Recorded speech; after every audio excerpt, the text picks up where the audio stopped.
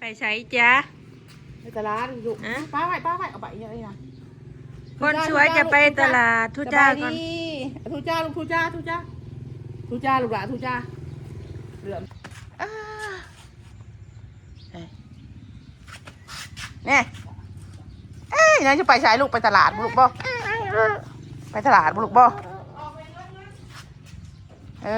นายไปตลาดเธออลิซิเมื่อตลาดเมื่อปีละเถื่อบุกบ่พอจะเกิดมาก็เมื่อเธอนึงสองเธอนี่บุกขี่รถตัวนี้บ่กูขี่รถใหญ่นะแม่งผู้อย่าไปได้ลูกอย่าไปหยุดให้แม่ขับรถออกมาสักก่อนลูกให้แม่ขับรถออกมาก่อน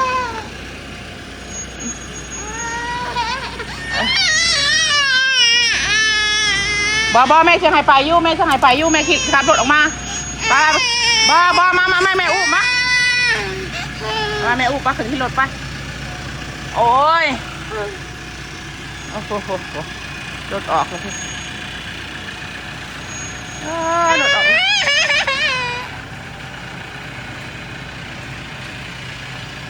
เงินออกมาพี่เงินออกมาต้นออกมาจะไปทางนั้นไม่ใช่หายไปน้ำยูว้ายหายเลยเอาหายเลยเอาหายเลยไปเร็วคนสวยลิศได้ใช้เงินสิไปตลาดใช้เงินอีนางดิไปตลาดวันอาทิตย์เนาะไปเต้ดุๆเลยใช้เงินอีนางดินางตื่นแต่เศร้ามื้อนี้เพราะว่านางนอนนึงแต่หาโมงแรงไม่ได้กินข้าวเลยโอ้มันกินจึกอย่างไม่ใช้เงินนะไม่มีเงินฉับปะตลาดชิเลอร์ก่อนเนาะเคยไปตลาดอยู่บ่โนหินอุ้ยอย่างนั้นลูกตัดผมพี่มิเกลบ่ลูกตัดทรงสวยลิศแม่ได้ยังนี่แล้วสบายดีเด้ติสบายดีลูกสบายดีลูกปะตอนนี้เฮาฮอดตลาดเลยจูงแค้นเอาแม่ไม่ต้องอุ้มแล้วดอกแล้วใหญ่แล้วอุ้มนะเฮ็ดว่าน้อยๆนั่นนี่นะกระโตจมขึ้นอย่างนี้เขาเจ้ามาขายแต่เด็กกระซวยเขาเจ้ากับมือพี่น้องตลาดวันอาทิตย์นี่นะ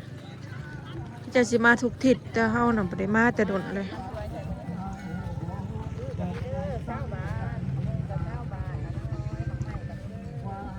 สวยเลยสงสัยคนเมื่อเบิดไม่ค่าก็สิเริ่มแล้วจังหน่อย7 โมงเขาเจ้ากับเมื่อจักสิซื้อหยังมารอเบิ่งต้นขิงบ่นะต้นขิงเนี่ยยังน้อยในลุมเงินประมาณนั้นขิงน้อยบ่แล้วซื้อนะมันน้ำมาคอยรอนี่เลยเบิดแล้วบ่เนาะไปแม่ไปยังอันนี้หอยจูบพี่น้องปิ้งไก่กระเบิดเลยเนาะปิ้งไก่กระเบิดบ่ไปยัง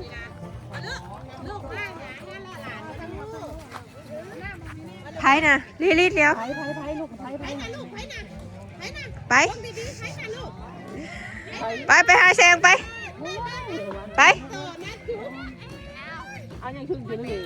ย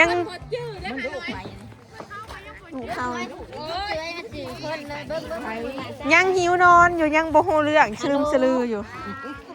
ไปเดี๋ยวอันนี้นะส้มเป็นพี่น้องกันพวกลูกเงินกันเด็ก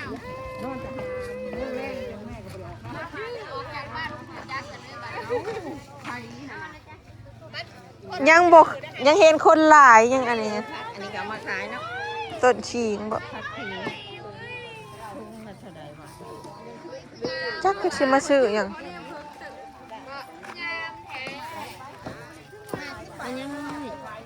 จักเลาะบางก่อนพิเศษวันนี้หรือให้ทงเท่าไหร่เนี่ย50 บาทซื้อให้นางมีเงินก่อนเอา2บ่เอา2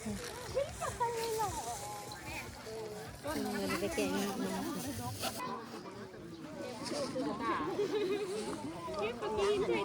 บ่มีเงินแล้วถือเท่ามาหินใส่กระถาใส่กระทง โอ้ยมากมากกระเป๋าเงินไหนนี่ดาลีเดือนเนี่ย ปีกว่าแล้วเนี่ย อี7 เดือน ซื้อนม เนี่ยรุ่นมันมาบ่ มีเงานอนลูกๆไว้มันเปื้อนนะปะ ผู้เห็นเขาก็ช่วยอยู่อย่างนี้นะบ่แล้ว มันยังง่วงขี้ตานอนอยู่มาแต่เช้าเฮ้ย มันลูกแต่เช้าพายจงหน่อยมันหลอดตลาดได้ยังครับกระเป๋าง่ายแต่ มีเงินจักบาทเบิดแล้วตลาดกะเขาเจ้าเริ่มเมื่อมันจะคิดมาซื้ออย่างมันเลาะเบิ่งว่าอยากได้ซีนงัวเมื่อตากแห้งให้บอกมีหอเทศละโงกนำแล้วหน้าเลยดำหน้ามีเด็ดมีซอยบ่นี่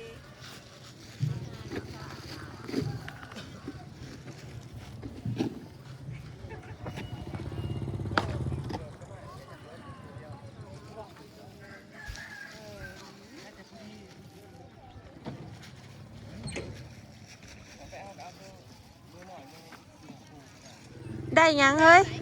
ฮะได้ยังเฮ้ย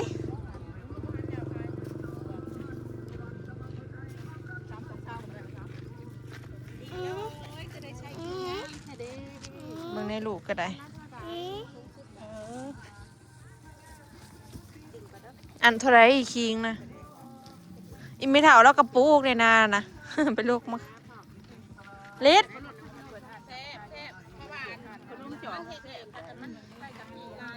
สิเมื่อแล้วจ้ะเฮ้ยฮะเห็นพระเจ้ากินผัดยากลูกป้าเมื่อไปเมื่อไปซื้อซีนหมูกับเบิร์ด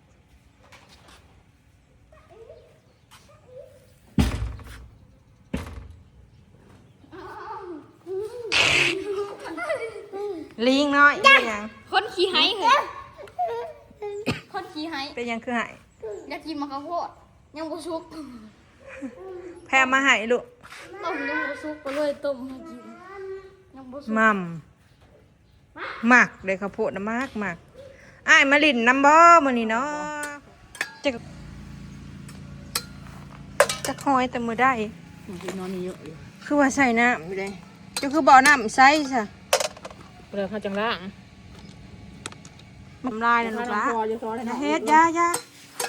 ตะกี้บ่ได้ท่มไหนจะไฟพาย ถ้าน้องเห็ดลูกเด้อ ชื่อ มันว่ามั่มนะกันหัว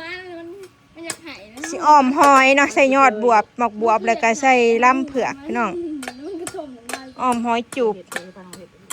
น้องทานเลยน้องหายเลย อันก็สิได้กินข้าวเช้ากันเด้อนี่นะกะมาตนาคนงานดำนาก็สิเมื่อมื้อนี้แหล้วเนาะ ยัง ก็ใส่ง่ายเนาะ เอามาลาจักได้หรือบ่บอกไปหาเห็ด ก็จะได้แล้ว โทรบ่หับ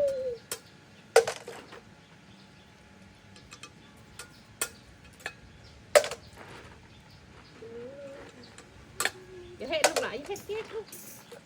อย่าเห็ดลูกอย่าเห็ดเก็ด มันเล็ก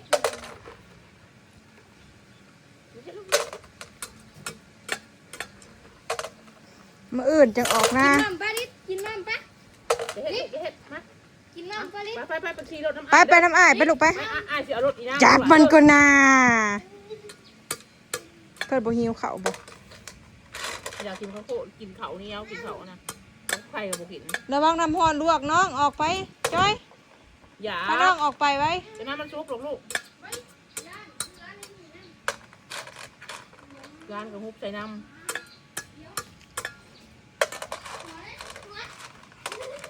อีเงินกับขี้ข้านเลยหรือว่ามันยังบ่มีแหงบ่แม่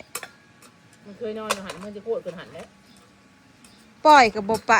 มีเงินน่ะแก้ผายมายิบเลย พ่อแม่พ่อเดี๋ยวน้องไปขี่รถนะฮัมไปขี่รถใหญ่ในฮัม มืนดื้อลิลอได้เมื่อวานนี้แม่ไปปักซ่องออกมาน่ะบ่ได้นอนเบิดมื้อ พาเขามานอนตั้งแต่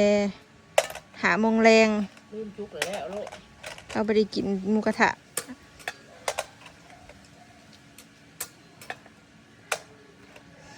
โลหอยโลละ30,000 50 บาทก็แพงอยู่เลยเนาะแม่ไม่จุกนะ เดินมาบนเช้าบ้านตลาดเห็นอยู่ 20 บาทก็บ่ได้ฮอดโล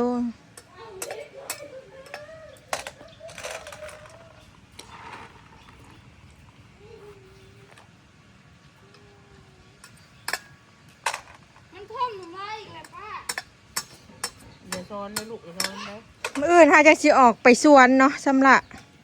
มื้อนี้ก็สิไปอันสมรถแล้วก็ แล้วพาน้องไปขี่รถไปลูกไป สิมาเมียนแถวเฮือนนี่นะตัดต้นไม้ต้นตอกเนาะ พาน้องไปลูกพาน้องไปพ่อลูกพ่อมันปนกันเลยลูกพ่อเขา หลานก็ได้ หลานก็โอ้ย จ้อยอย่าไปจอบระวังน้ำลวกน้ำห้อนลวกเนาะ เดี๋ยวหัวปุ้มลงหายตายได้เลย ไปไว้ พาน้องขี่รถจะพาน้องมาลูก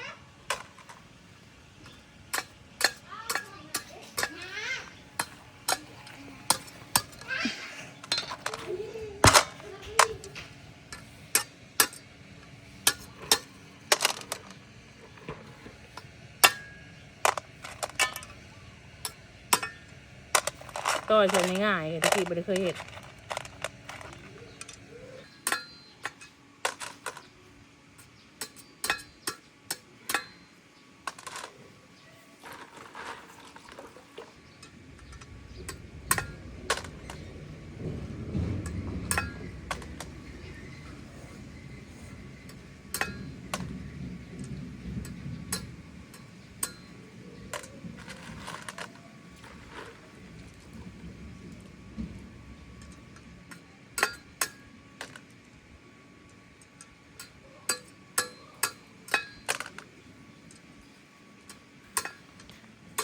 คลิปนี้เขาก็สิขอเก็บภาพบรรยากาศไว้ซัมมิเดอร์เนาะ